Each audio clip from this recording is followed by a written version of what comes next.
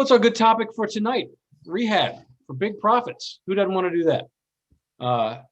That's what we're going to talk about, what we're considering to be the 4 steps to executing a successful project. And then, as always, who are we and what are we doing? My name is Mark Beckett here at Grid Global HQ in beautiful Reston, Virginia, here in Northern Virginia, for those who are joining us from other parts of the world. This is one of the hopeful last online only of these meetings that we'll be having at Grid HQ, possibly as early as next month. We would like to be back in person. Heaven forbid we actually get to see people again. It has been a long year for guys like me and Rob that like to be in a room with people and understand that when we say the power is in the network, a lot of our networking kind of gets done in person. You can network anywhere, but what we really like is being in the room with people. And we know that people come to these events and they're doing deals at the back of the room and they're hanging out till like 10 o'clock at night and talking in the parking lot. And that's really where the magic happens. So we're really looking forward to getting back to it. So check in, keep an eye on it. Various locations are starting in-person meetings as early as this month. I think we'll get back into it next month and hopefully others soon as we figure out the logistics and spacing and distancing and all that fun stuff of being in a space, but really looking forward to it. So I hope to actually see some faces live and in person here shortly.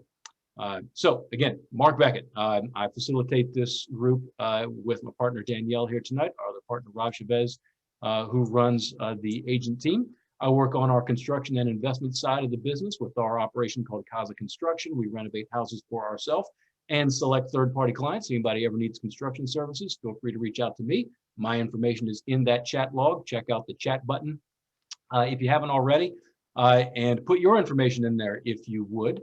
And turn on your camera, if you will. And if you want to be able to say, hey, real quick, and do a little internet networking, turn your camera on and we'll call on you if we can see your face and we'll let you say hello. And with that, say hello, Danielle. How are you? What's going on? Who are you? I am excellent. And even better since we color coordinated. That's right. Just for this special occasion tonight. That's right. CAZA's in pink. Well, Mother's Day coming up, so gotta pick. So I am Danielle Pileski-Brown. I am with the CAZA Group. I help run the investor agent division of the CAZA Group, and I specialize in working with other investors, developers, buy and hold strategists, flippers, you name it. So basically just not your standard run-of-the-mill house buyer, but I also do that too. I am also an investor and I've been doing this for a little over 10 years. I'm licensed in New York, DC, and Virginia, and I really specialize in creative problem solving for unique properties and unique housing situations and zoning situations. So I like to help investors creatively find deals, or if they find a deal, how to figure out how to creatively make the most out of that deal, especially in this inventory short market. So I'm always looking to connect with new people, either to share deals, bring a buyer to a deal, help you sell a deal, or help you find or strategize on what your investment strategy in real estate is going to be. So I also have put my contact in the chat box. I also happen to be a grid leader, so I do this with Rob, who is not here tonight, and Mark every month, and I'm excited to see how many people have joined us tonight. We're already at 48. So Mark, I feel like we're super popular. This is going to be a really good night. And I'd love to hear from some of you why you're here today and what you're looking to get out of tonight, so that Mark and I, in tandem with the program that we've already put together and what we're doing, we want to know what your questions are and how we can help you and how we can network and collaborate together. So thanks so much for joining us, guys. I really appreciate it. And so I will lead us around the room here in a second. And Danielle, while I'm doing that, since you've got the comms on the Zoom, are we streaming to Facebook? Not quite yet, but I will do that right now. Thanks for the reminder. So if you will work on that, I will chat with the good people here. And Jad, I don't see your face, but I know you're there because you were talking. So feel free to show yourself if you want, or since I know you're there, just say what's up. How you doing, man? I'm doing, struggling. What are you rocking? What is that? Is that a Manchester? Oh no, Real Madrid. Whatever's on sale. Did you watch the Manchester City and PSG game today? I know what a PSG is, but it's mostly because Paris Saint-Germain also has a specialty line of Jordans. So that's my extent of soccer knowledge. But what do you got? So What have you been up to? What are you doing? So yeah, I've been luckily I just did a house in Baltimore where I put it on the market for 589 and I actually got an offer at 630. I bought it for 300, put 150 into it. So I'm finally making hopefully making about 125,000. So that Nice. was a big win. But then I took two small losses, two houses I recently did. One had a $40,000 septic problem. The other one had a $30,000 septic problem. And then the other house that I thought I was going to make a big win on, turned out the appraisal came in $30,000 low.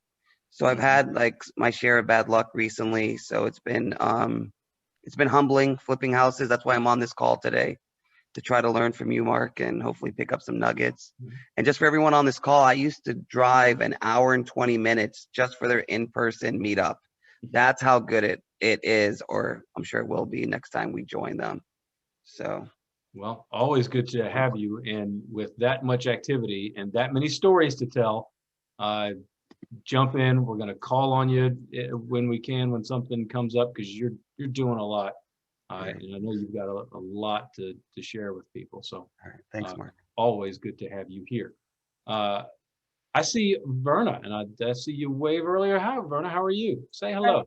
Hi, everybody. I'm an investor. I've done 3 flips. I have a rental in Baltimore. My flips have been in Baltimore and in PG County. I know, Jad, I know you were talking about, I have an inspector that I normally use for PG County. He's pretty good. I don't know if you want an inspector or someone who works with the inspection office. Is that a third-party inspector you're talking about? No, he works for the inspection office. Gotcha. So, I mean, but normally he helps me, overcome some issues that I run into in PG, which is a totally different animal than Baltimore City. Yep. But I'm basically here to learn. I go anywhere I can get more information. So I'm here as a sponge, so to speak. Awesome. As are we all. So we'll all be sponging off of each other here. Okay, great. So that's what it's all about. We're just going to talk about what we do, kind of what works for us. Hopefully everybody else will kind of talk about what's working for them. And we'll find out where we can make some deals in the middle. Talking about sponges, one of my favorite people who likes to soak up knowledge is here. Yukiko, can you hear me? I see you. Hi, how are you? What's up, Keeks? How are you? How you been? Haven't seen you for a while. I know, only in tiny boxes on screens, right? Yeah. So I want to check in and then how things going, and then I may potentially do some quick rehab on my rental house. So, trying to, get some tips. So you've got a rental you're getting ready to reset for tenant? Mm-hmm. Yeah. I don't know if you remember, a long time ago, I bought the super bad, like fix-upper on the auctions. Yeah. Like 30,000. Okay. So I'm trying to, renovate and resell, and then housing in the area is now it's almost like anywhere between 500 and 600,000. So a house that you bought for 30,000, you think might be worth close to 500 now?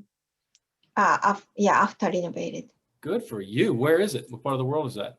It's in like a Woolwich, like a northeast near the metro station, Rhode Island, and Home Depot. Oh yeah, Woodridge is blown up. We did deals there. I don't know, like 8-10 years ago. And yeah, I think a house that we sold for like 120,000 is probably like 700 grand. Yeah, funny thing is at the auction, I'm the only one who was bidding on this house. So start from 30,000. Wow, that's incredible. Good job, Yukiko. Because I just sold a project for another grid leader group that we work with, Washington Capital Partners. about a month ago, and it was a single family home right on South Dakota Avenue in like Woodridge, Michigan Park border. Yeah, I know the area. Yep. Yeah. So neighborhood's killing it. It's a really, it's highly in demand. So good job. Yeah. I didn't know it's gonna go up like that, so no idea. Okay. Good move. All right, we got Rob joined us, and he's raised his hand. I raised my hand. Just say if So you guys polite, don't we go- can't hear you, Rob. Oh, you can't hear me? Yeah, I can hear you. Yes. What's up? So I was gonna say, I came in to tell you that if you guys don't go live on Facebook, Jess is gonna kill all of us. We're live. We're live. It says we're live, but like I Is don't it on your? Are you on your channel or something? I didn't see it in the Grid Investor Network. Yeah, you tell me to go live on my page. Do you want me to switch it? No, that's cool. You're cool with your page, right? I'll just let her know. I just want it to be live somewhere, right? I think ideally she'd want to go in the page, but it's totally cool. So I'll switch it. No That's worries. okay. We're live and hot on the interwebs. Awesome. Breaking the internet, Mark. That's right. Chipster, Hey man, what's going on, buddy? How are you? hey Chavez is here. Everybody better get their stuff together. That's right. That's right. Straighten up. Yeah. So I'm in the private lending space, mostly local, hyper competitive out there, right? So it is challenging to find deals, and then it's challenging to find good contractors, and then the contractors are getting pressed with, increases in lumber prices, on the like. So we have certainly seen deals take longer than they should and cost more than they should, but there's been some really good news, and I just don't know how long it can continue, because you're seeing the values on the out sale that are just so far above what could originally have been forecasted that it's still big wins. Yep. That's exactly the situation we're in right now. Yeah. Got a deal where we're in the middle of it. It's taken way too long. It's cost way too much. We're probably over renovating, doing all the things that we're going to talk about tonight, so that hopefully you can learn from my mistakes. But the only thing saving us is, while we're jacking around in this house, it just keeps going up in value. The beauty of times like these is it saves your bacon when you're screwing up, but don't get used to times like these. Right. Not always be like this. Right. But yeah, these are crazy times to be trying to get deals done and stay on budget with the cost of 2x4s. That's for sure. Right. But good to see you, Chip, one of our favorite guys in the money space. So always good to have you. I see you, Calvin. How are you tonight? Say hello. Hey, how's it going? Doing very well, thank you. Yeah, I'm Calvin McGettigan. I work over at Ritchie Property Management. I'm actually quite new to Virginia, Reston, and property real estate itself. So Sue Ritchie recommended I come to you guys because she said there's a lot of very knowledgeable people there and you're going to learn a lot. So that's kind of what I'm here to do. At Ritchie ourselves, we've been doing pretty good this year. Obviously, it's been kind of really a seller's market as opposed to a renter's market, but we've been able to add some doors and keep the business growing, and so far so good. And if anyone ever needs help, we're always around. Awesome. Likewise, you ever need any construction work on any of those properties, you let me know. Yeah, I wrote your details No, down. Mark Beckett, no. Yes, we're going to start a commercial division where if you've got big outdoor stuff, we can do it. But they do know Ritchie's all is all residential, dude. Yeah, correct. We are residential, so Yeah, they're residential, and bye babe. Yeah, they're residential and they're in Reston and they do a great job. Sue's awesome, right? But Mark, we're talking about doing larger renovation projects, not. Yes. All right. Sorry, but if you know any commercial property managers out there, we're going to start doing work for larger commercial clients where we can. So keep me in mind for that. But good to see you. Thanks for coming out. How about Piper? Do I see you down there? Hi.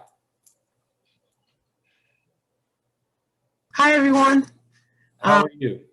Finding yourself. I'm Piper Hardware, Fix and Flip. The last time I joined in, I guess I was working on a property, Quintana Place in Northwest DC, and bought it at 505, put about 120 into it, thought because the girl across the street bought hers for $750, that's where I would land. And my daughter got smart on September 3rd. She's like, I'm going to be a real estate agent. Ain't no way nobody's going to take this commission from us. Mhm. My daughter listed it, got a real estate license. She listed it, and we sold it at $835. Woo! Yeah, and it went in maybe about, I guess, 10 days to a set of architects who were from Oregon. He had a job here. He loved the property after we finished it. And his wife is an architect as well. She's looking for a position, but they got my contractor to do the attic afterward. So that was my story. And then my daughter got crazy again, and we do buy from wholesalers when we fix and flip. So at that time that we're saying, okay, we're going to go to closing on March 29th. She's like, Mom, we got a property over here. So we end up landing a property. We went to closing on last Friday, April 30th. And I am on South Dakota Avenue. So, Wow. yep, Far I'm from in Woodridge. Brooklyn on South Dakota. We just got a property there, and we were going to hold. This would have been our first hold, but like with the property being so hot in DC like it is, and like you said, it's just every time you look at it, you see the assessments of it going up. It was like, let's just fix and flip this as well while we got stuff going hot. So demolition started today, and I hope to be in and out of there maybe end of August. I pray on DCRA. That's my whole thing. I just feel like I'm at their mercy all the time, no matter what you do right. Because in Quintana, I had to sit 3 weeks with zoning on a off-street parking space that I had that I wanted to go. Nobody else has it. Why are you torturing me? So moved on with that. And yeah, so I pray every night for DCRA to be good to me. Don't we all? So interesting thought and whole different topic of discussion about fixing and flipping versus holding. But let me just ask a couple of quick questions and see if I can maybe prove a point that I think I can make. Calvin, since you're still here, and I know you do property management, would you say you have more than a dozen clients that own multiple properties? Is that for Calvin? Yeah. So yeah, I'd say so. Landlord clients that have more than one unit, right? Yeah. I'd say. Any of those kind of paper millionaire types with the number of properties that they own that you would kind of guesstimate based on what you think you know about their portfolio? I'd say so, yeah. How many of those are also doing rehabs versus just All of focusing on their rental All property? of them. Well, a lot of them are doing rehabs at the moment. Especially we just got a major client who there's a lot of work to be done. So we're like, okay, so we have to work with them and get all that organized. It was like 87 properties. So, but no, I don't know how many exactly of them need work. Could be 30, but. Okay. And then rehabbing for rent and rehabbing for sale are really two different things. I would venture that a lot of the higher net worth landlords renovate and then rent, even though they could sell, take the cash now and kind of cash out, right?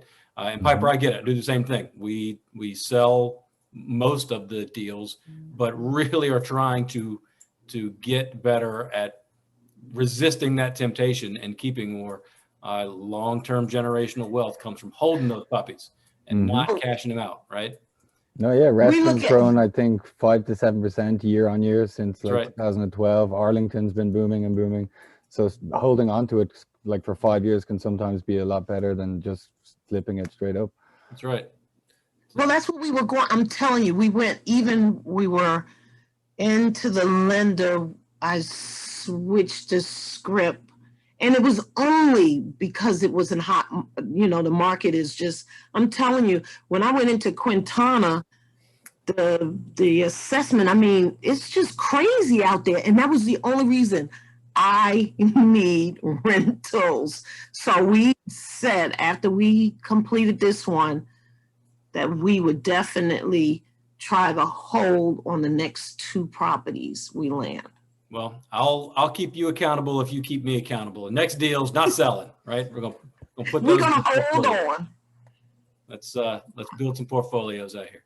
Well, thank you for coming out, and let's stay on the mic and let's keep chatting as we get further into the show. How about is Tyree? Do I see you there with us? Yes, my name is Tyree. I'm a house flipper, so I'm having trouble estimating rehab costs. So like that, I'm kind of not a numbers guy, but I have to be. So like I need some guidance on how to estimate rehab costs. I know I'm not going to be accurate, but just to get a general idea of how to do it, that would greatly help me in these flips. Do me a favor then. I will try to not keep us here all night. I'm usually the problem with that. I will roll through the slides as fast as possible. Let Danielle try to manage me and manage the time here, but stay with us till the end because we've got some stuff that might help you that we can hook you up with that can help that process a little bit.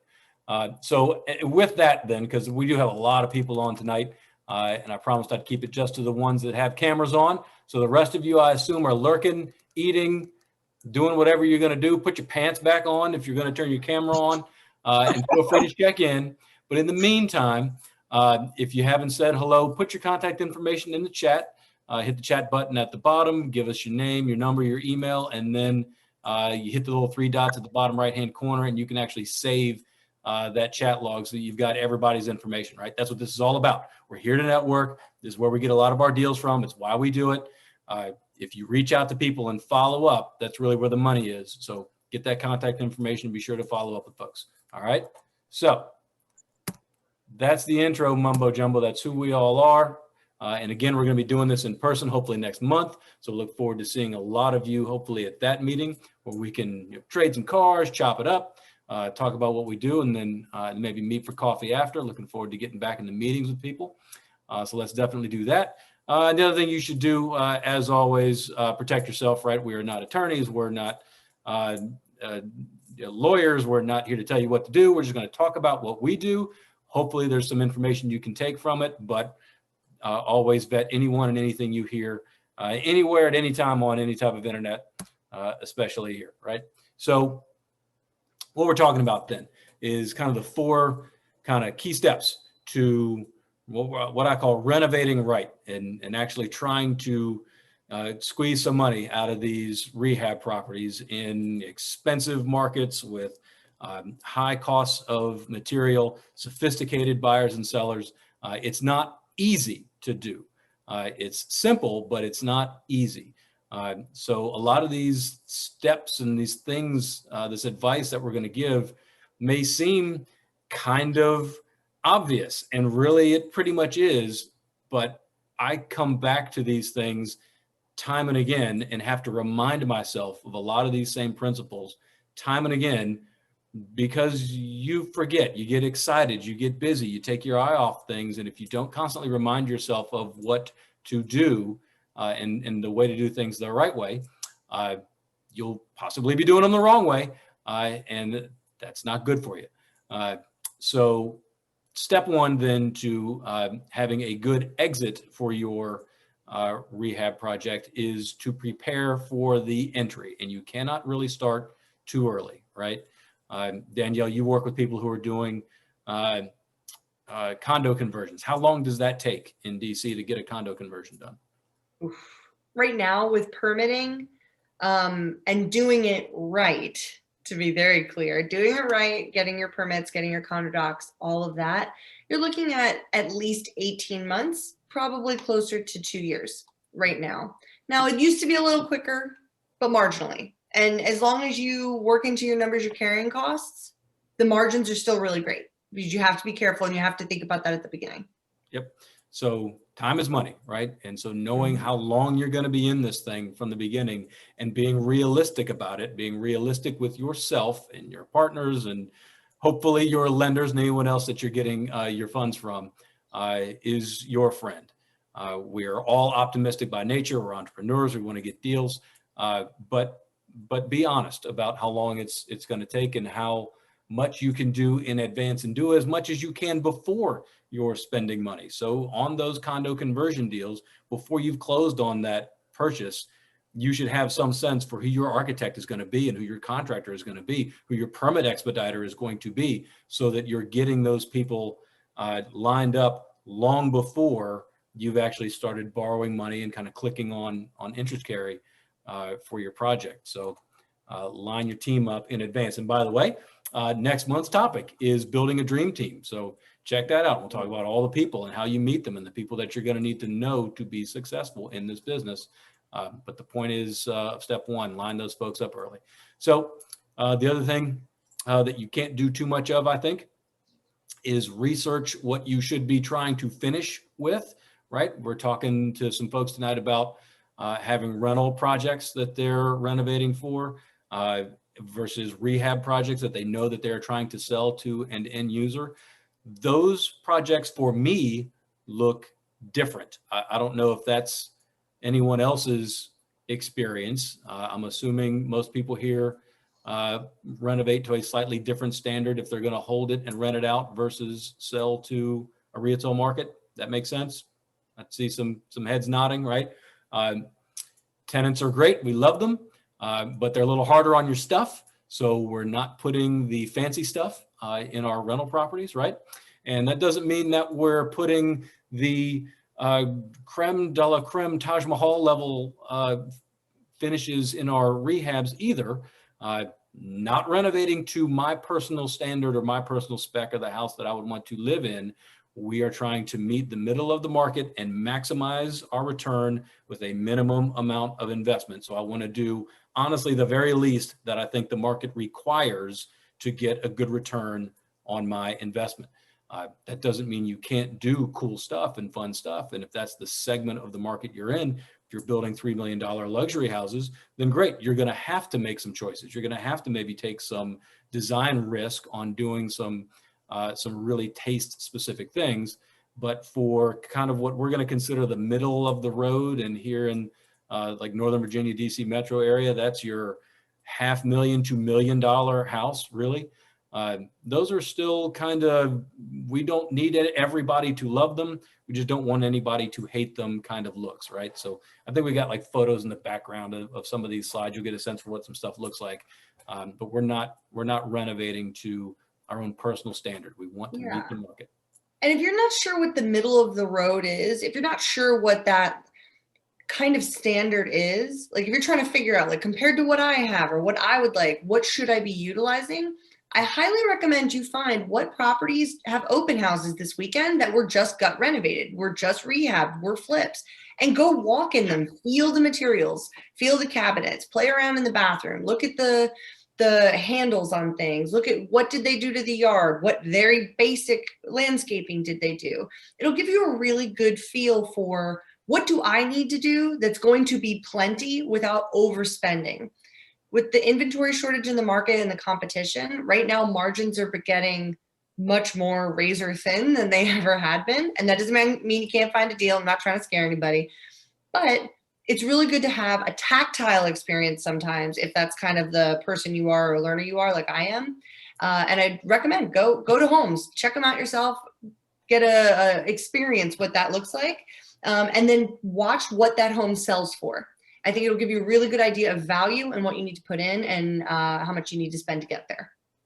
Absolutely. You got to be nosy, right, in this business and check out the competition, see what your competition is doing in your neighborhood and other places, and find out what other rehabbers are doing that looks cool, or maybe is getting a good look for maybe not a lot of money.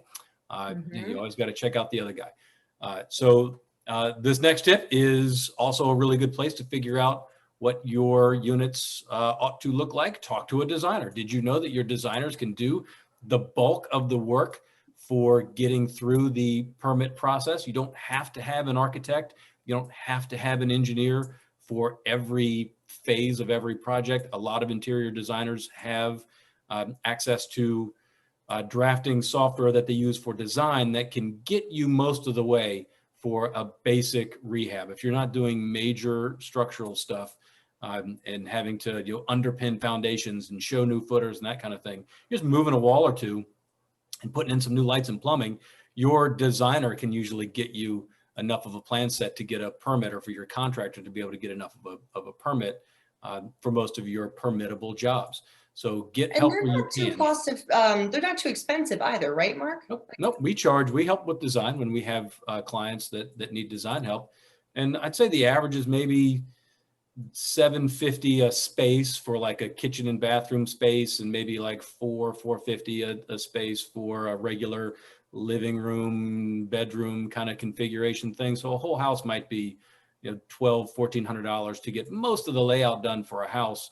Certainly all that you would need to do for your average rehab project to get permits and get things submitted around here. And then whatever you need beyond that, if you're building a deck that needs a structural drawing or a porch on the front or something, or an addition, then you bring an engineer in after the kind of initial layout work is done, and then let them engineer the bits that need engineering. If you have to have an architect for some exterior stuff, let them come in after you've done the lesser expensive things, and they've got a good place to start from, so that the expensive guys are working fewer billable hours. That kind of makes sense. You can get a lot of help from a design consultant. And flow is so important to end user buyers. So for as little as, $1,000 to $1,500 to have an expert really help you nail that will make you a lot more money in the long run. Huge. Yep. Yeah, that's a great point. And we had a deal a few years ago where we're all open concept. They take all the walls down. I want to open everything up. I want to be able to see from the kitchen out through the living room, right? So we were doing this 2-level kind of raised ranch style house that was big. It had a lot of square footage, but it was really long, and it had some decent space in the kitchen. But the first thing we did was take all the walls down between the kitchen and the dining room, the family room, and the living room. And it just felt wrong. It just was too open, and I couldn't quite figure out what I didn't like about it. But we called in a designer who also has an architecture background. They walked through and said, yeah, what you really need is actually a little bit more wall here. You need to have like something in between your kitchen and the dining room, the kitchen and the family room. And they designed a couple of walls to go back in that ended up being a butler's pantry and kind of small passageway from a kitchen to a dining room area that let us put in like a wine bar and a little wine fridge thing. And it just looked so good. And the flow was so much better than open concept, right? Just taking down every wall is not the solution. So we put one wall up, and they had us widen another one down one of the hallways, this really long hallway. We widened that hallway by about 8 inches. All the difference in the world between a long shotgun style house and one that we could actually put a little bit of trim details in between some of the doors and a couple of recess lights in these little bays, completely changed it. So get that help.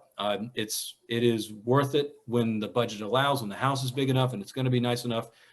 Get a designer to take a look at it and help you improve some things. That'll usually pay for itself. This is a pretty basic one.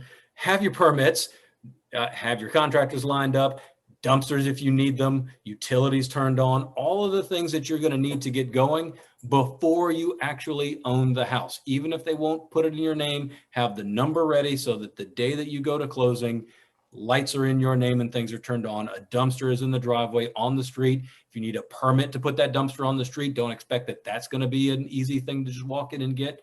Think about what you need that job to look like on day one and backtrack several weeks to do what you need to do to have all those things there.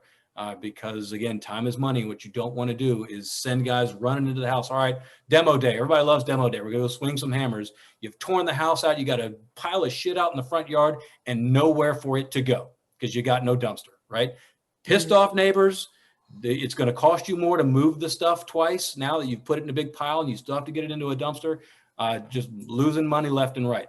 So think about those things ahead of time and get that stuff lined up. Not to mention right now, there's there's so much construction work like going on. Sometimes there can be some scarcity when it comes to some of these utilities, dumpster availability, things like that. Not always. If you plan ahead, you're less likely to come into timing issues. And the more on top of it you are, the more you can really stick to your schedule, and it will save you a lot of money long term. 100%. As a contractor, I can tell you the people I'm giving the most attention to now are the ones that have been waiting the longest.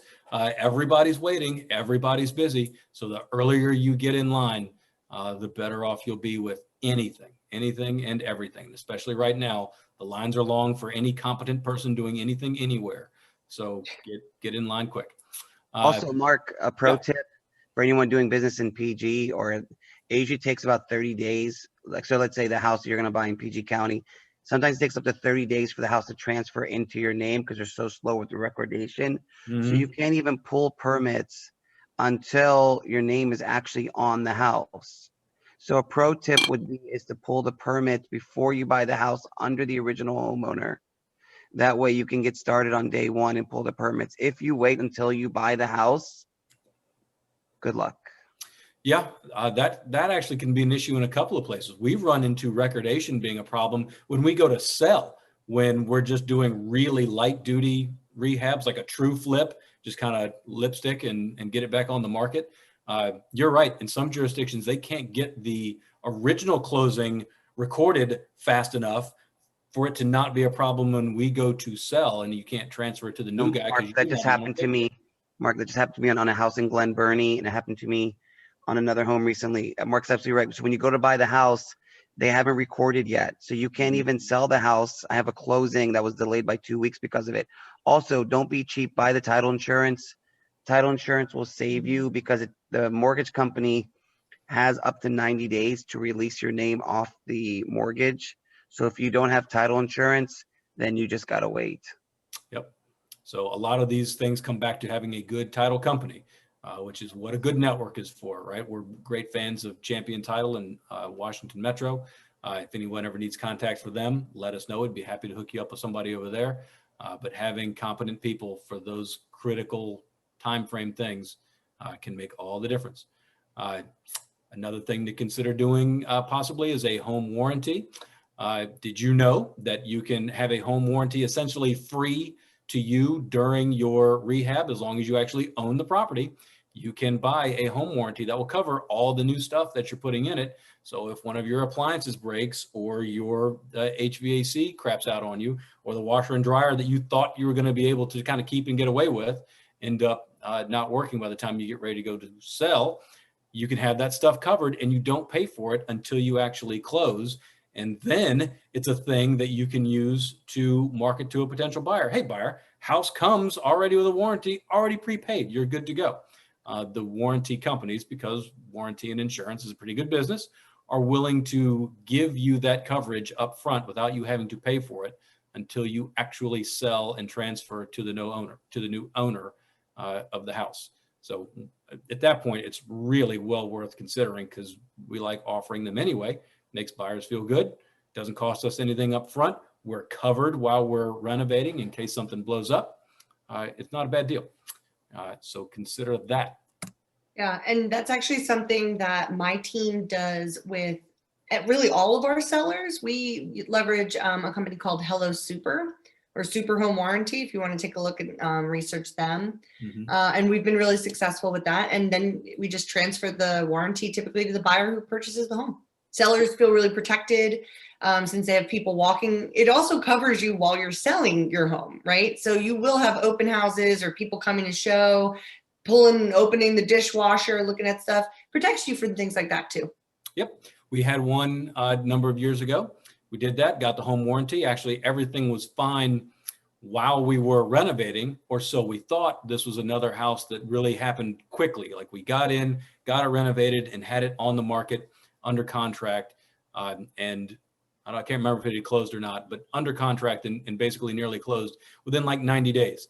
The issue with that is your average water bill in most areas only comes out about every 90 days. And if you are a new account, it might not even be at that 90th day. It could be after that. And in the case of this house that we were doing, we had a water leak underground that we didn't know about until we got a hellacious water bill as we're getting ready to transfer ownership of the property to the future owner. Our home warranty covered that work. Whatever the deductible was, it was less than it would have cost me to dig up the garage slab, which is where the water leak was, and get that leak repaired. So I'm a fan now of the pre-sale while you're renovating home warranty purchase.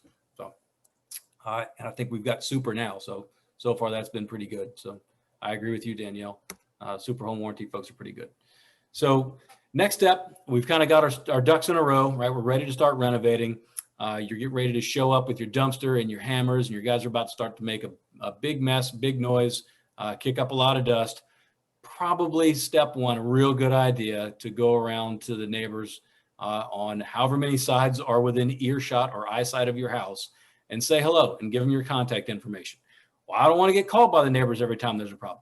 They're going to be calling someone, right? So even if it's not you, designate someone, your contractor, make them do it. Someone should go and be nice and introduce themselves to the neighbors. Because while you may feel like, well, it's asking for somebody to complain about something. If you've got one of those neighbors, they're going to complain anyway. And you want to head that off at the pass. If they don't like the time of day that you start working, or your dumpster's out in the street and it's supposed to be in the driveway, or somebody ran over their mailbox, you want to hear about that before they call code enforcement or call the city or call the cops or call whoever they're going to call to complain about it. So no one likes getting annoyed neighbor calls, but I even worse like getting cease and desist notices and shutdown notices because somebody called code enforcement on us because they didn't like what we were doing when they would have just said it annoyed and maybe angrily, but they'd said it to me and then I could apologize, fix it, solve the problem before it got worse. Well, and sometimes you actually need your neighbor's approval for certain things that you need to do, like input fences, or if you are in a row home conversion, for instance, that I was just touring last week, in order to get the roof deck done, the developer is going to have to fix the chimney to the neighbor, and they're going to pay for that because they need that in order to do the roof deck that they want. That's going to make them a lot of money. Yep. And the neighbor said yes to all of that, not just because she gets a new chimney cap, but because he introduced himself. Every time he's there, he knocks on her door, says hi, asks how everything is, asks if anything's happened. And she has his cell phone number. So if anything goes wrong, she calls him directly. He's not getting code enforcement. And it just kind of brings like a niceness to the whole thing. It makes you feel like you're trying to better the community that you're going into, and be neighborly. And it just makes everybody feel good about the whole process. Yeah. And they're going to be the future neighbors of whoever you sell the house to. So you probably want them saying at least neutral to hopefully good things about you rather than bad things. Just never nothing good comes from a old neighbor bad mouthing you to the new neighbor who just bought a house from you, right?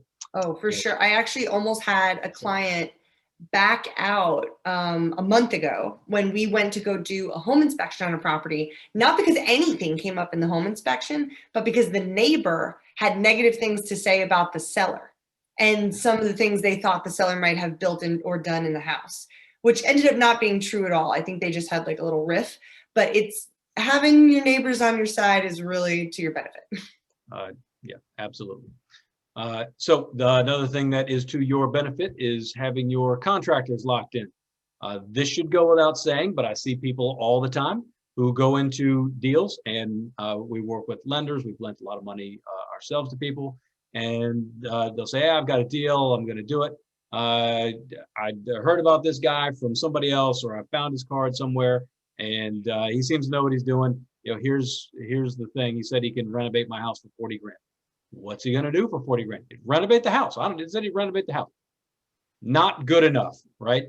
Just hiring a contractor based on, I will renovate the house for X number of dollars in X number of days, weeks, or months is a recipe for disaster.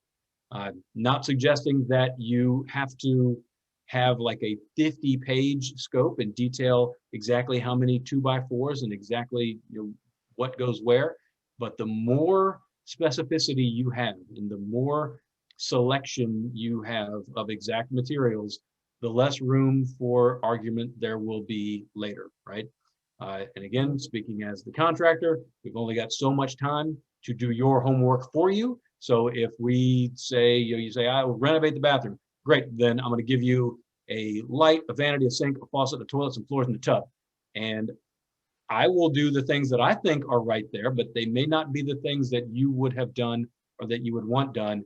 And if you didn't specify it, I just said, well, you signed the contract, you agreed that we were going to put the stuff in. You can't, play take back now. So do yourself a favor and get some reasonable level of specificity on your materials and the schedule. Who's responsible for what? Who's doing what? Who's getting the permits? Who's going to manage the inspections? Who's going to talk to the neighbors? Who's going to get the trash cleaned out every day? If you've got multiple subs, you have the same conversation with all of them and find out how they're going to work with one another. So you need to have all of these people as nailed down as you possibly can.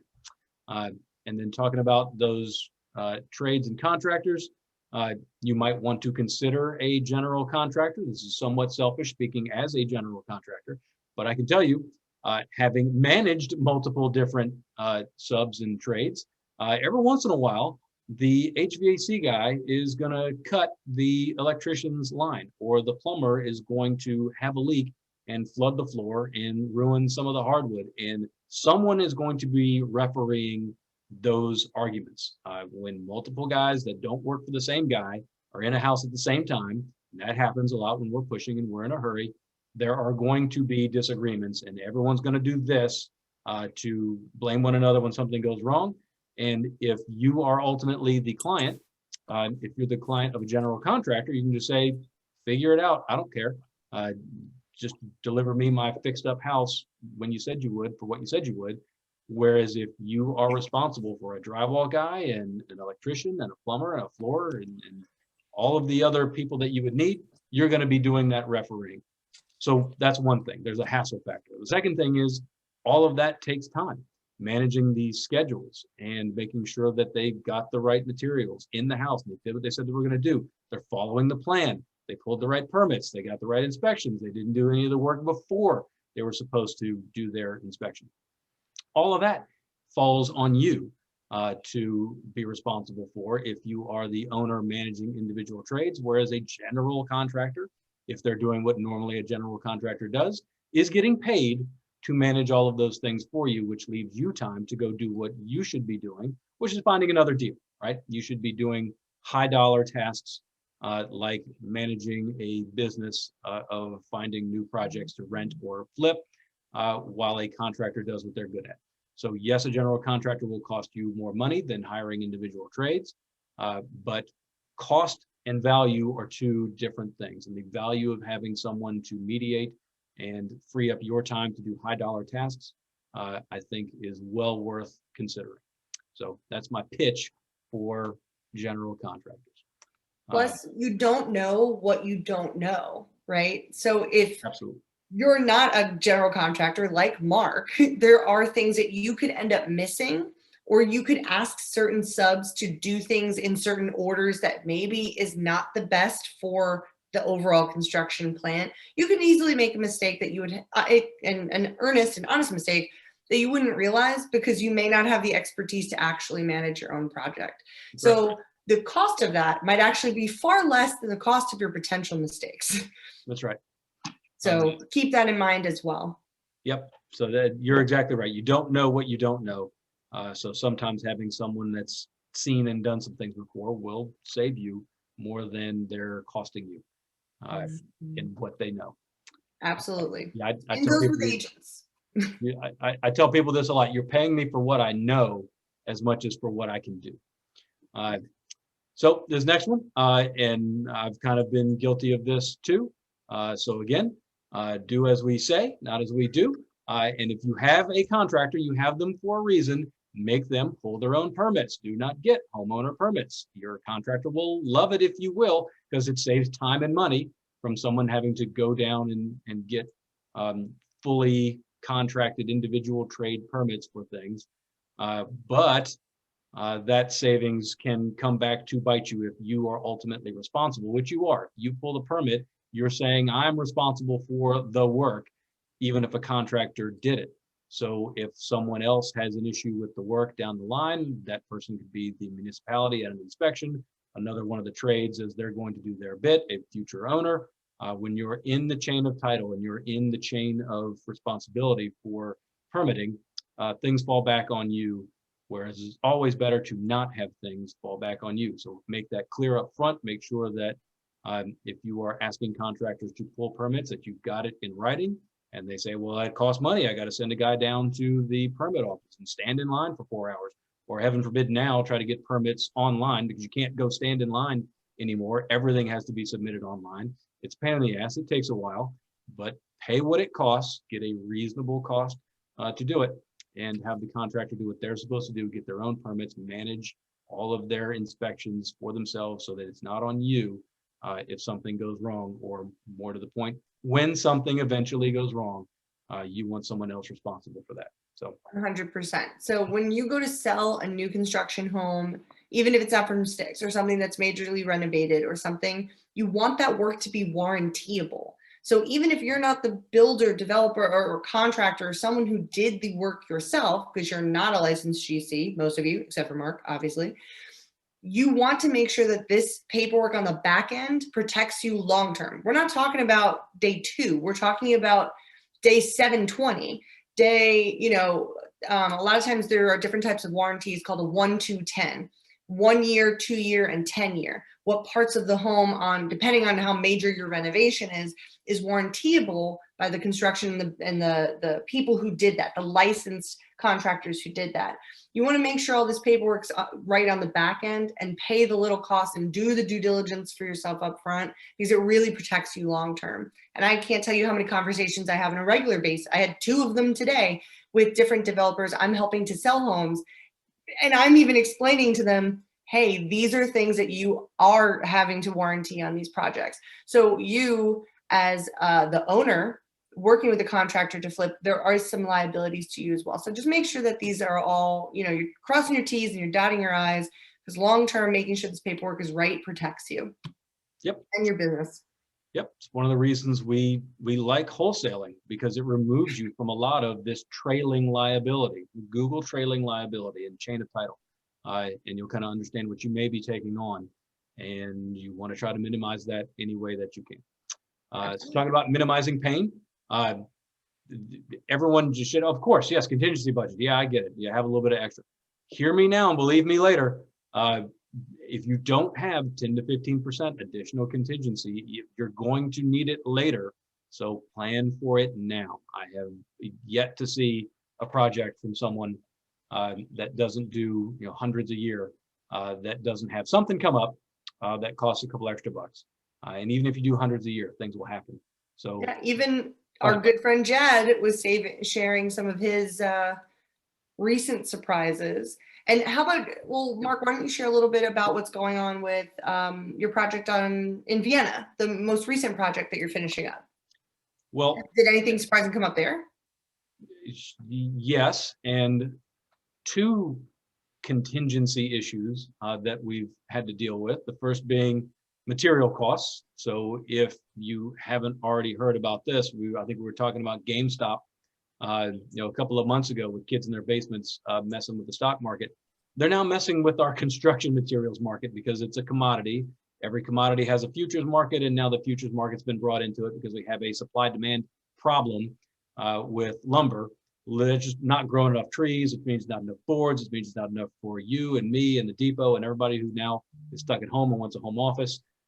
There's a supply-demand issue that has doubled the cost of framing lumber in the last 4 months. By this calendar year, it's doubled, and it's tripled in the last full year.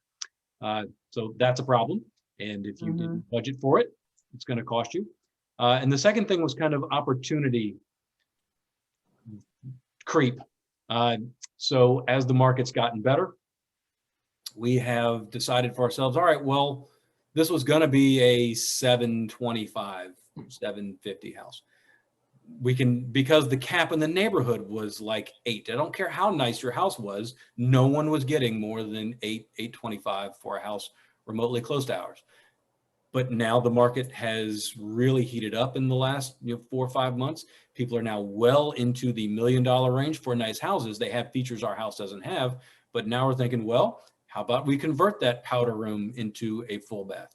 How about if we put a little architectural doodad and a porch cover and thing on the front so that we don't have the plainest house on the street, but it actually really has some curb appeal, like the one across the way that got $900,000+. And so there was some opportunity to, we hope, get more than we spend by upgrading some features in the house, but you have to have the money to do it. You have to have the ability to do that. So your contingency doesn't just have to be for oopsies and mistakes. It can be there for opportunities. If you see a way to say, oh, I didn't know this was a thing because there was no comp for it when I was going to do my deal, but now I can see across the street, if I had this, I will sell for more, and I can sell for more than it's going to cost me. You'd have the ability to do that, right? So yeah, that's another thing contingency does for you. So I mean, it brings up a good point. You really should be watching the comps throughout the entirety of your project. And that's for positive, negative. Otherwise, if it's going to take you 4 months, if it only takes you 1 month, you should still be looking at the market. But typically, I'd say a lot of these flips, you've been there, what, since October? November in this one in particular. So yeah, the market has changed drastically since November. And so markets, 6-7 months. Yeah, and markets can change quickly, right? For you and against you. So back to your point of you do need to be kind of hyper aware of what's going on around you. If you intend to sell, if you intend to rent, and you're going to hold this thing for the next 10 years, you're a little less concerned about what's going to happen 2 months from now, but still need to always be kind of aware of what's going on in the market. You also need to be aware of what's going on in your house. So I don't care who your contractor is, how long you've known them, what kind of references they have. Nothing good will happen in your house if you just toss them the keys and said, tell me when you're done, and I'll be back in a month or two and see what the house looks like. Someone, either you or someone representing you, needs to go to that house periodically, certainly during some really critical times, pre-drywall, while tile is going in, while cabinets and vanities are being set, to check to make sure that the plan is being followed and that the materials you wanted are actually going in and that the layout is roughly being followed the way that everyone expected or that you expected, that people are showing up when they say that they're going to show up and that someone hasn't damaged someone else's thing. Just don't take it for granted that things will go smoothly in your house. So have a partner, have an agent that's helping you sell the house, have someone check on your project or be responsible for doing quality control while things are going on, because catching them early, way cheaper. If you get to that house before drywall goes in and it's like, no, this is not where the toilet's supposed to go. Why do you have light switches on the far side of the room? We're missing 5 lights in here. Way easier and cheaper to fix those things before drywall goes up than it is after it's all been covered up, right? So for sure, think about that. Absolutely. Think And about this. also by not going frequently, and that's like probably at least 2 times a week, if not 3 times a week, depending on how accessible your project is to you, you're going to miss out on a ton of learning opportunities, especially if you haven't done this a ton of times, even if you have done this a ton of times, actually, because every single project is different and you're going to get different experience out of that. It's really important for you to be tactile, like we talked about earlier, and hands-on. It's the best way to problem solve on the fly, like Mark was talking about, but also to get that learning experience, get that hands-on experience. It's like taking a science class and never going to lab. You need to go to lab to actually see the experiment work, right? And to practice it and do it. This is your lab. So make sure you go to your project. Don't assume that anybody else is responsible for it, because ultimately you're responsible for it. Right.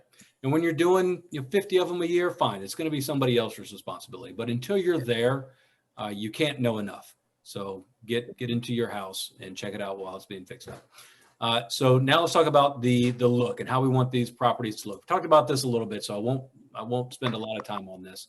But we renovate to the upper middle end of our market range, right? I am never wanting to be the absolute nicest house in the neighborhood, because then you don't have any comp support. If you are the high watermark in the neighborhood, you have to hope some buyer and their lender's appraiser comes along later and says, yep, I agree. This house is so much nicer than anything else. Bank, you should definitely lend these people more than anyone else has ever paid in the neighborhood. Why would you ever want to count on that? Don't depend on that, right? And then fancy features aren't really where it's at for us. Again, in our market, $500,000 to $1 million houses. And the best example I can give you of this is luxury vinyl plank flooring. Yes. I'm not going to do hardwood anymore. I will only be using luxury vinyl plank flooring everywhere I can because it's good stuff. The market is now allowing for it. New home builders are using it. New home builders aren't putting hardwood in anymore. I don't know if it's got anything to do with the lumber prices, but I can guarantee you these lumber prices aren't going to help. All you're going to find are more people using luxury vinyl plank. It's got the look of wood. You can use it in wet rooms, kitchens, and bathrooms. Holds up well, and it is less expensive. Goes in faster. So Vinyl flooring. yeah, don't be surprised. Oh no, I've actually had 2 conversations with developers who like to flip in. When I say flip, I mean really kind of major renovate and or build from sticks in Arlington in particular. And in certain neighborhoods, why do it? Like, I think I read somewhere 2 years ago that Arlington has the most families with dogs per capita. So besides the kid rambunctious factor, you also have dogs. The other benefit to this vinyl flooring is it's basically indestructible. So wood flooring, you can chip it, there's all sorts of stuff that can happen with it. But the vinyl, actually, a lot more people are finding it more highly desirable for their lifestyles. So it's really becoming interchangeable. As long as it looks good, most people don't care what it's made of, believe it or not. Right, that's right. So the other thing that people are looking for is trendy stuff. And I say trendy and on trend. You don't have to be totally nuts, but you also can kind of build to things that you see that you think are pretty cool. We're using a lot of matte black finishes now, for instance.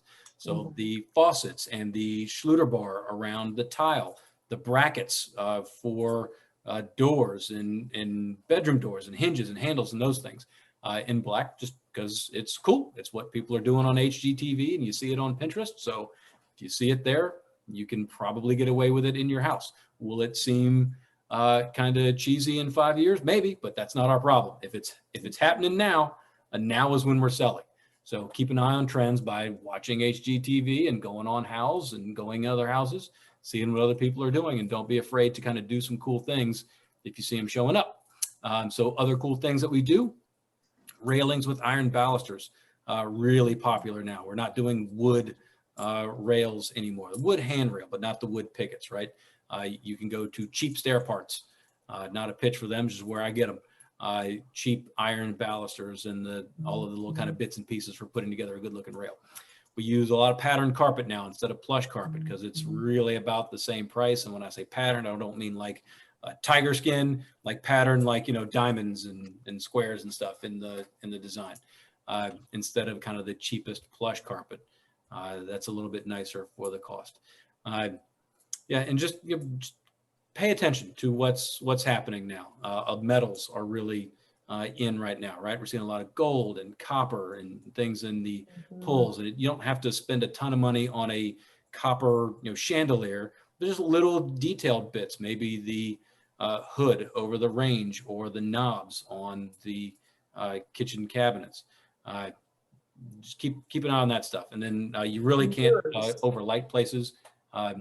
Right? Everyone always thinks when I go in, they're like, all right, give me like 6 recess cans in this room and like 6 recess cans in that room. And they're like next to one another, like, that's too much light. Never too much light. No. Put them on a dimmer switch. No one ever disagrees when the house is totally done and there's furniture in it. And then you got all the lights on, like, oh, okay, this is nice with the lights. That's right. Lights are cheap. Recess can cost you $30. Never once. I've shown tens of thousands of homes to many, many buyers. Never once has someone been like, this is just too bright. Right. No, not once. Way too much light in this house. Another cool thing that I'm seeing a lot more of, and believe it or not, is actually cost effective. Anybody see those mirrors that have either like digital clocks or light up, like a halo light up around them? Usually you'll see them in bathrooms.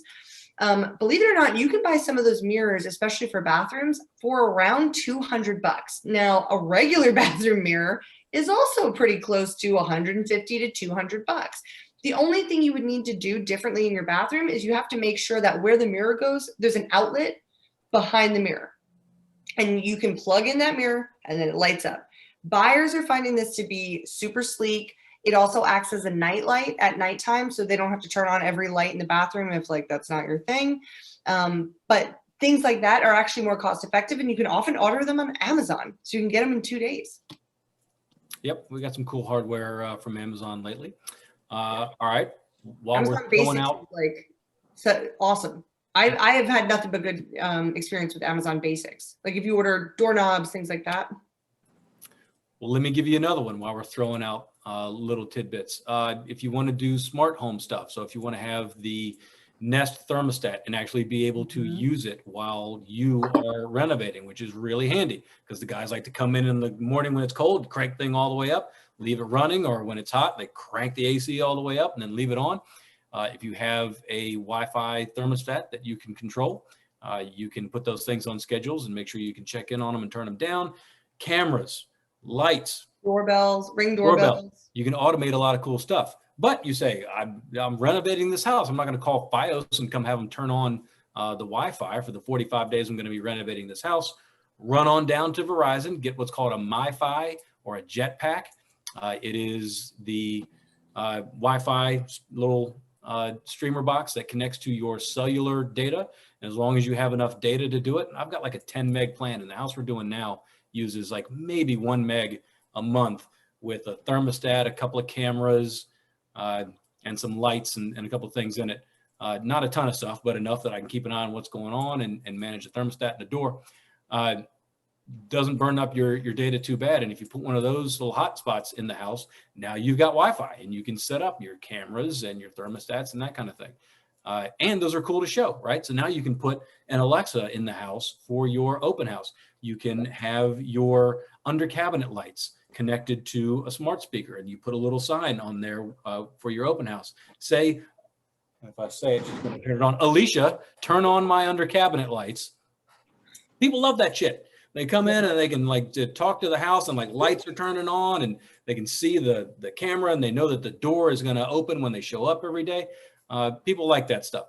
It's not really easy to live with long-term, by the way. Anybody who's got a lot of smart home stuff knows it's as frustrating as it is cool, but really cool at your open house and not hard to get if you get the old Jetpack. So that's another tip. Cool. I love that tip. Staging. Danielle, what percentage of your clients are staging their development properties now? 100%. 100%? Anybody not staging? I can't even remember the last time someone didn't.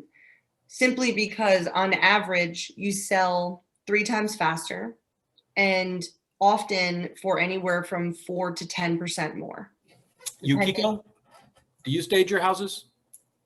Yeah, I do, but I think you kind of really need to shop around the staging. Like initially I was using like a 5,000, 6,000 package stager, and then I really shop around and then, see much more reasonable, a couple $1,000 instead of 5 and 6. What are you paying on average now, do you think, for a stage? So I think like couple $1,000 depending on the period, but that you really need to shop around. Yep. What kind of finish you want to do. Like, if really high end, you might really want to do high end finish, but my property is northeast, so you can use, fairly kind of, standard plus staging furniture. Yeah. So, yeah, that's. Definitely agree. Shop around. There are stagers who are super fancy and want to bring in our house stuff and will charge you $10,000 to stage. And you're right, you can get it for a couple thousand. I find a comfortable medium. I'd say our average is probably closer to $4,000 that we spend to stage a living room, a full dining room, a family room or rec room if there's one downstairs, all the bathrooms, the master bedroom, and usually at least one kind of junior or kids bedroom or baby's room or that kind of thing. So about half a dozen rooms in the house full of furniture, plus art and knickknacks and towels and stuff, right? Couple of reasons, because somebody actually said in the chat, you know, you can virtually stage also, and you can. There's actually some really cool virtual staging programs. Danielle, what's the one that we've used lately? Oh, usually we work with our photographer to virtually stage a lot of our stuff. We work with HD Bros a lot. Yeah. For photography, Matterport, and virtual staging, 2D floor plans, things like that. But there's so many. I'm trying to think of one in particular. If anyone's got one, put it in the chat that they've used for the virtual staging. And what it is somebody just takes your photograph of the space and then puts in a correctly to scale with the right angles and shadows and all that furniture in the room, right? And some of them look remarkably accurate. Very good. It'll look like the room has been staged. That's great. That gets your listing attention and that gets people in the door. And that's what we want. A staged space always looks better than kind of a sterile, empty space. That's one reason. But the reason I still stage live with actual furniture is I shop my own houses, just like I shop other people's houses. So when we have open houses, I go hang out, right? And I kind of like sneak around and like lurk behind people and try to hear what they're saying about my house. And I can tell you, in houses that have been staged, people are always looking at the house and just trying to decide if they like it. They like the room, does the couch fit? Yeah, I see where the TV would go. Yeah, I think we can, you know, make this space work and the space fits. This is nice. I don't really like white cabinets. There's too much white, whatever. You're getting comments, you're getting feedback, right? In an empty house, all people have to do is nitpick everything. I don't know, is this floor better than the other one? Look at the gap over there on the other side of the shoe mold on the corner of the room. This door doesn't close all the way. People have nothing better to do then they'll just go around and they'll look up and they'll look down and they'll look around the whole house and find something that they either like or don't like. We don't want people doing that. We want people looking at the house and deciding if they like our house better than the last couple of houses they saw, right? That staging does. Mark? Yeah. I did. I had someone come in that was a stager. And when I saw her tab, I was like, oh no. Are you done with Hello? Yeah, I hear you. Yeah. Okay, I said I'm gonna do this myself. Going to a place in Alexandria, and it's called Market Ready. So what you do, because upstairs, but Market Ready downstairs, and what they do, you go in, it's a big warehouse, and you decide what pieces. So it's like a la carte. Okay. So I knew I had headboards and I had some, what do I use? My mattresses that I blow up, and I have, you know, stuff for the walls to fill up, but I needed sofas and rugs and, oh my goodness, you would not believe how my budget was cut in half and how much money I saved. And let me tell you, I had real estate agents and I had a lot of people ask me, who staged that property? I'm like, oh, I will not go back, but it's a la carte. So you get, even you can pick up storage tubs and you put as much trinkets in it, like plates and stuff for the countertops, for the kitchen. You just fill the stuff up and they bring it to your house. They have the movers come in and do everything. So you practice the slip-out? We do, but it's great. It's on Route 1, and it's called Market Ready. Okay. And that's a great place if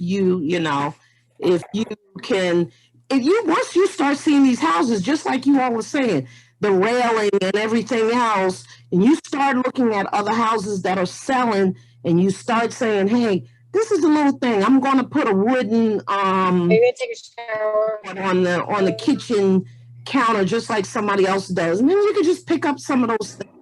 And that's if you get to the end and your budget is running out. Maybe you might have to go to Market Pro.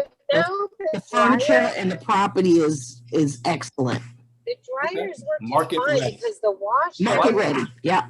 pro This tip. is Thank you. good. So the whole Sure. time it was I like it. That's awesome. Thank you, Piper. And that's near where I live, so I'm gonna definitely go check that out. Yes, do it. Yes. All right, let's get through these last few slides here, right? Because now we've got a house that's been built. Hopefully we did it right. We've got it staged. We're getting ready to sell this thing.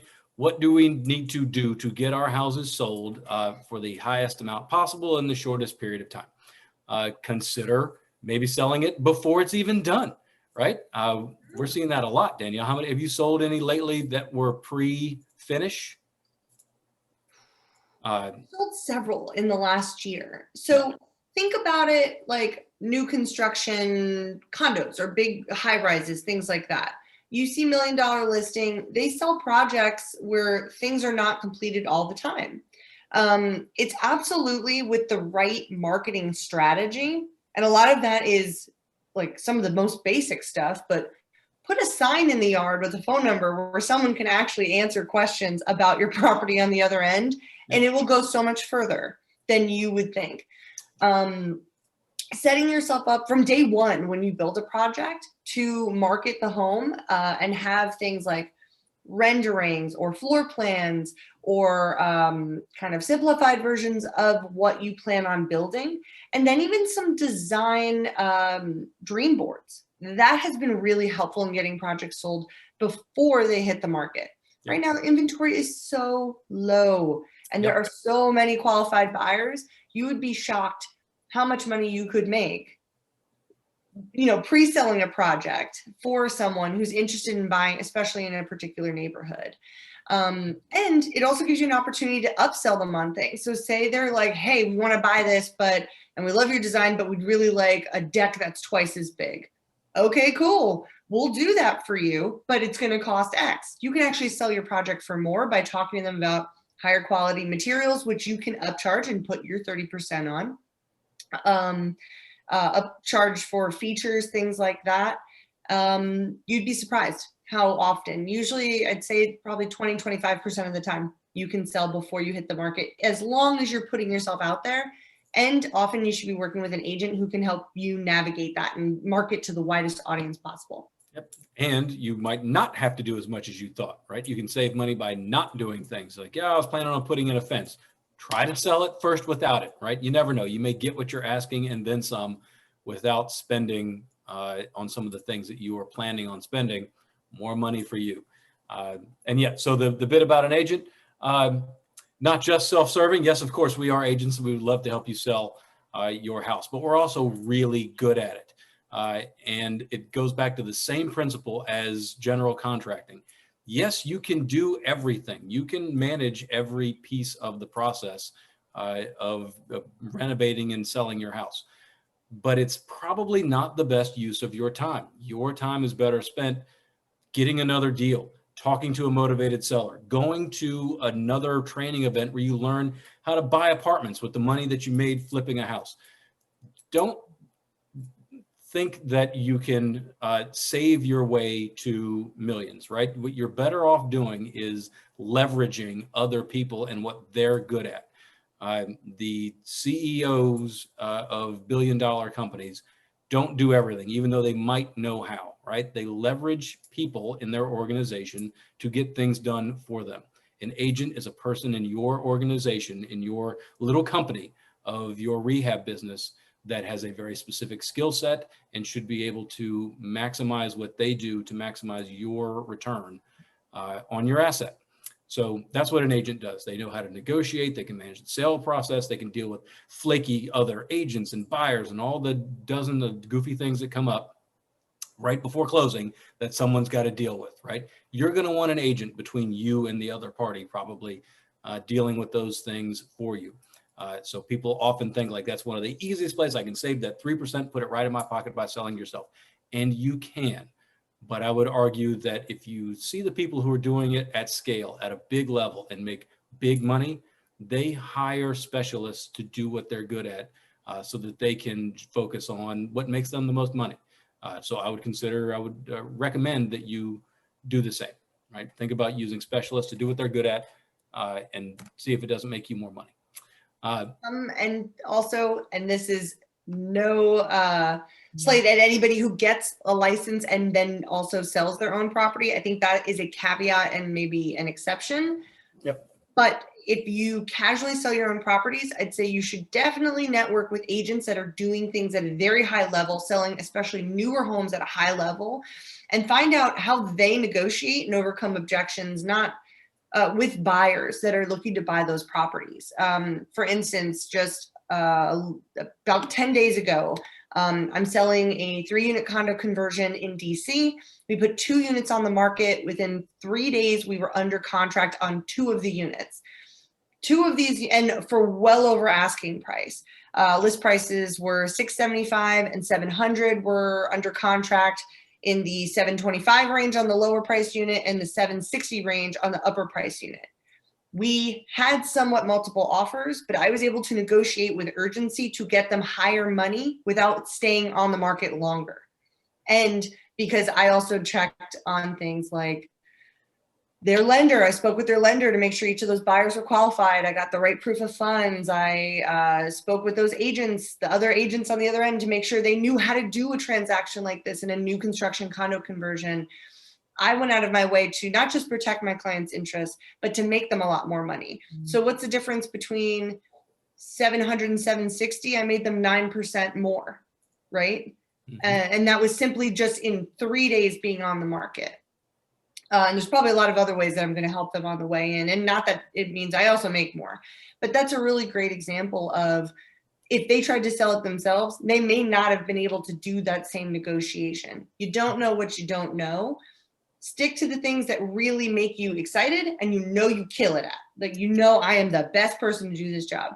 And other than that, find your dream team. And I know we're talking about that next month, but I feel like we keep coming back to that this month because it really is so quintessential and important. Have people with a particular set of skills and a ability to apply them to your benefit, right?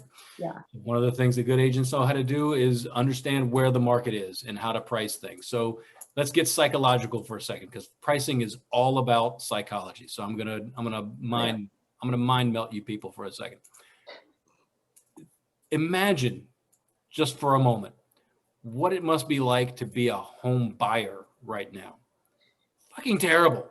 You're losing everything everywhere. People are buying stuff with cash. 8, 10, 12. I don't know what the most bids you've seen on a house. I think the most I've heard about in the last week was 20 offers on one house. We had 36.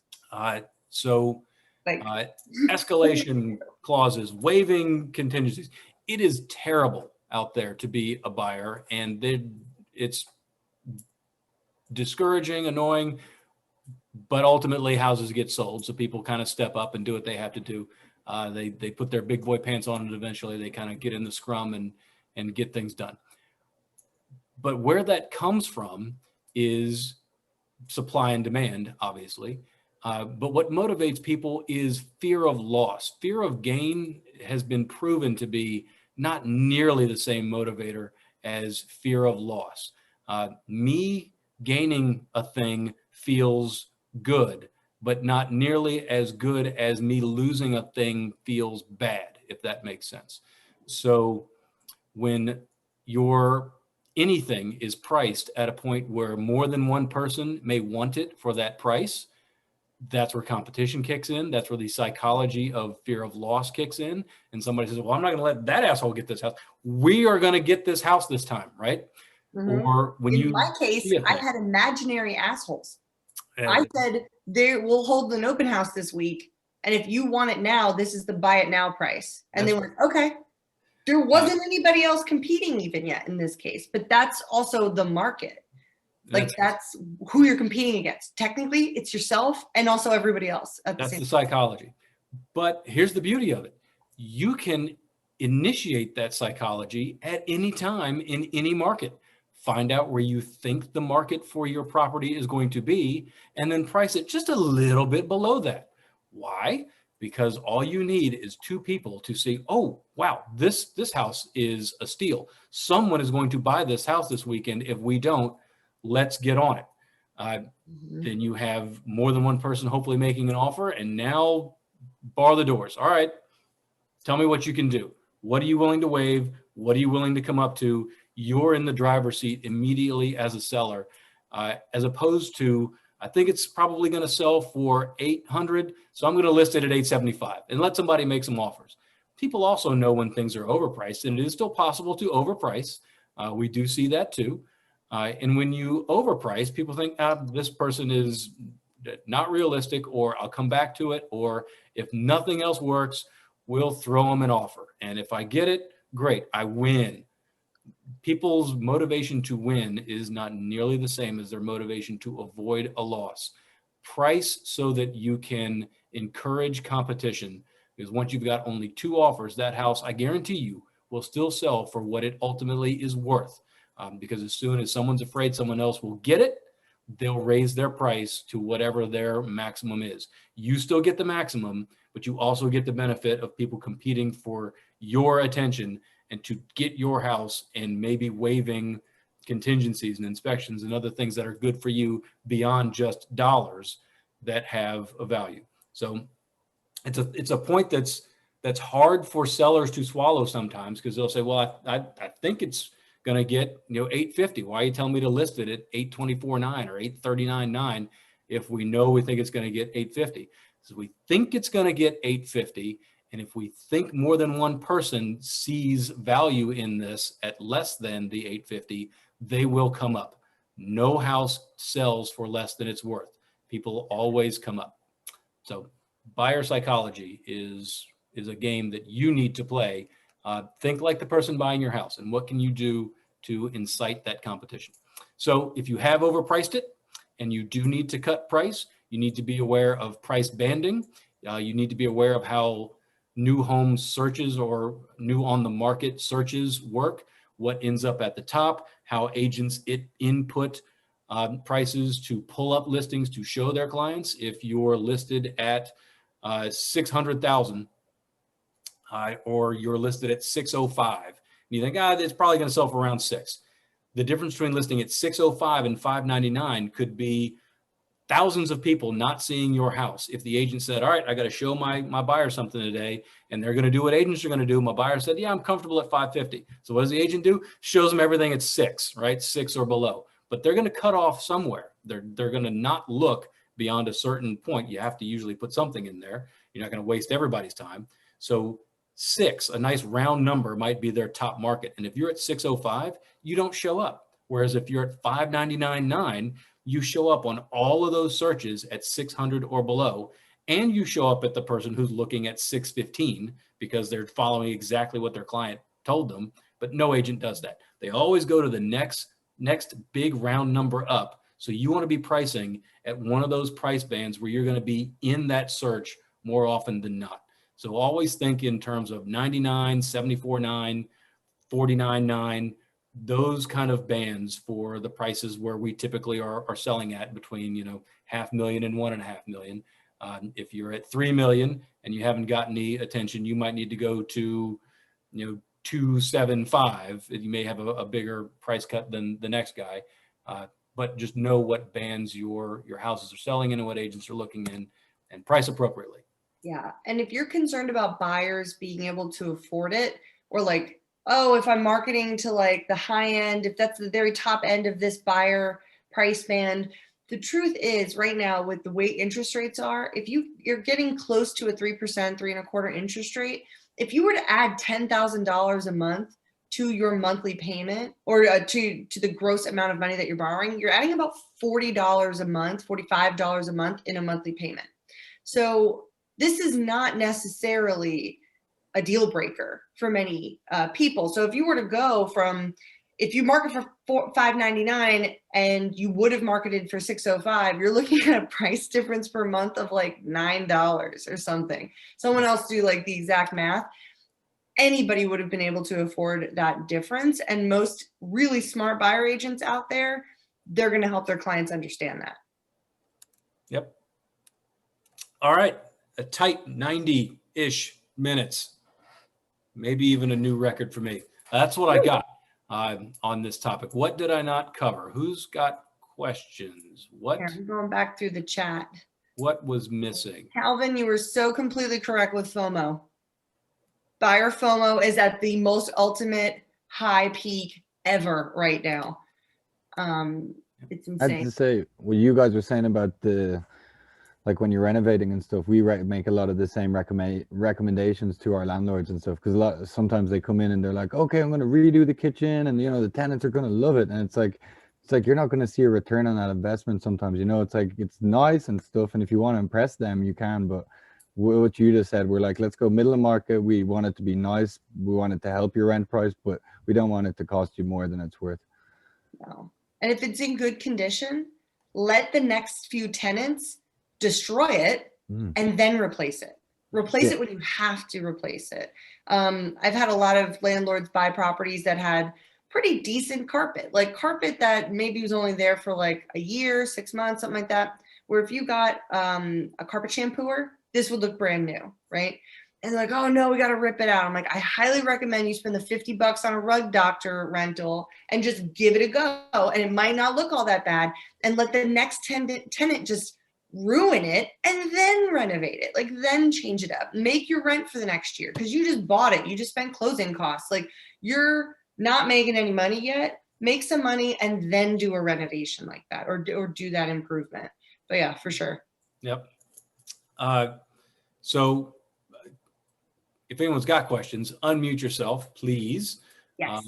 And throw them out there, or throw them in the chat, and we'll read them and answer them in the chat.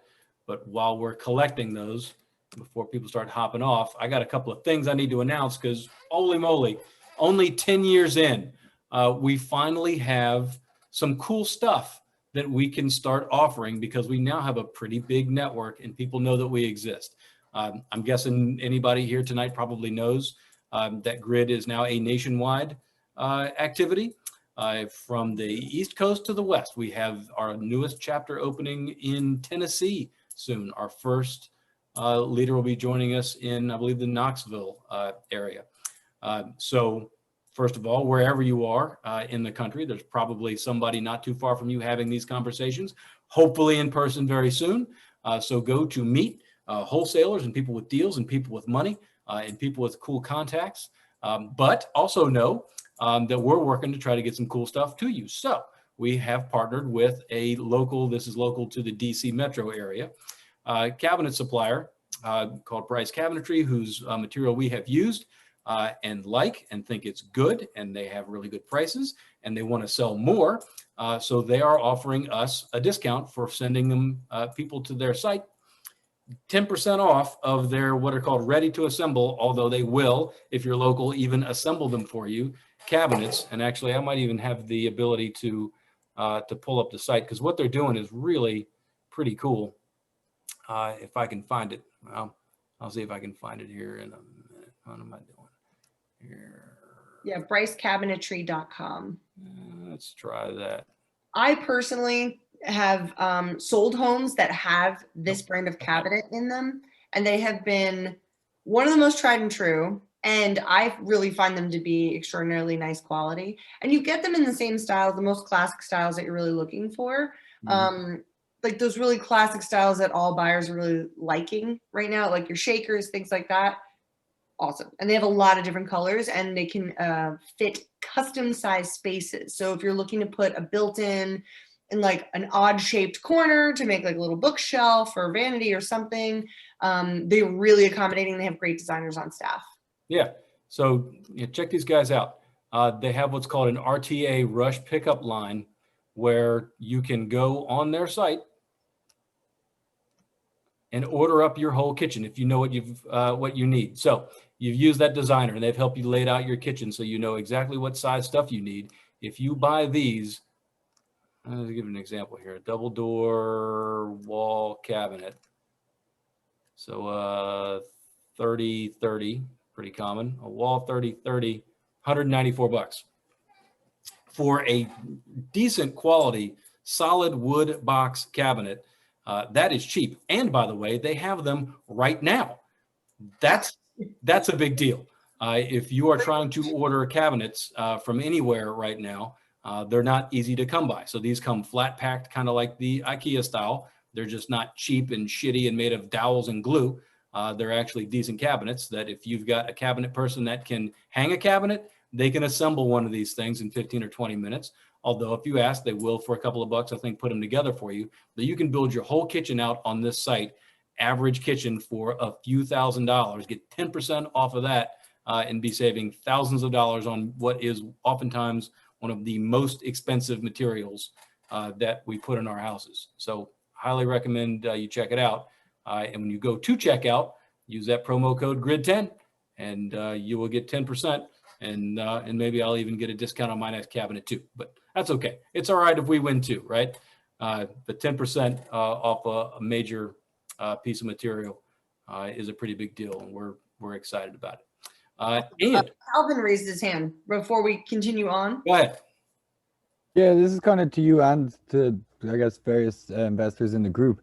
When you're sourcing like your vendors, your professionals to work with in the area, what's your decision-making process about like picking those? Like, you just doing Google reviews, or are you using people that you're obviously quite well connected, but like, how would you go about finding someone that you don't normally use? Sure. Well, the beauty of this is, Calvin, now you're well connected too. Yeah. So if you haven't already done it, you should definitely be a member of the closed Facebook group for Grid Investor Network, right? It's not the Facebook page, it's a closed Facebook group. You have to ask to get in it. It's free, and we let everybody in who looks like a legit human being. But if it gets spammy and weird, we can kick you out. So we're able to kind of moderate the group and actually make it a really good, useful group, where if you're looking for somebody, you can say, hey, who's got a contractor, who's got a good granite guy, who's got a permit expediter, and you'll see a lot of people exchanging good information at that site. So that's where we go. That's where I tell everybody to go. Come to this network and just ask. That's what we're here for. We talk about the people that we like and the stuff that we like to use, and most everybody else who's here does the same thing. So I shared our the Grid Network Facebook group in the chat. So for anybody who wants to click on there, Mark and I will let you in. Again, as long as it doesn't get spammy and weird, we're pretty chill. We're also creating a lot more content on our Grid Facebook page. So besides Grid Reston, all of the Grid leaders from across the country are creating content about investing, the strategies they're using and their clients are using to successfully invest in this market and in their markets, and really in this competitive market, which is kind of nationally. So you can learn a lot from what's being shared on there. You can ask questions, you can network, you can even ask for contractors. Like if you're looking for other contractors, feel free to go on there and please do interact with us. Yep. So speaking of questions, someone was asking earlier how they estimate renovations. We talked about it a couple of topics ago about how our renovation estimate process works, but the spreadsheet that I use for it is something that we finally now have gotten some help getting to look in a form that we don't have to be embarrassed about. That if you want it, you can have it. The 10% off, I think it looks like, if you use Grid 10 on the site, it's like 90 something bucks. It's not a whole lot, enough to hopefully cover the cost of putting the thing together.